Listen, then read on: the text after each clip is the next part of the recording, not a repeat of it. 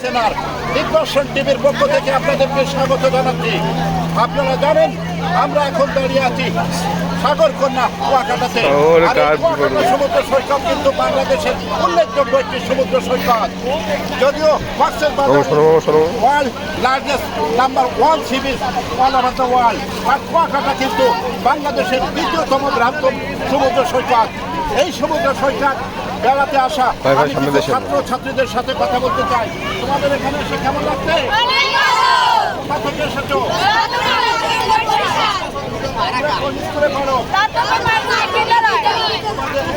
ভালো স্কুল, তোমরা কি এখানে এসে খুশি? আমরা আরেকটু কথা বলতে চাই আপনার সাথে, ছাত্র ছাত্রীদের সাথে। আপনি পেশায় একজন ভালো ব্যক্তিত্ব, আমি আপনার কাছে জানতে চাই এই ভ্রমণে এসে আপনার কেমন লাগছে? হ্যাঁ, এই ভ্রমণে এসে অবশ্যই ভালো লাগছে। এখানে যদি মন মানসিকতা ফ্রেশ রাখতে হয় তাহলে অবশ্যই আপনাকে সাগরে আসতে হবে।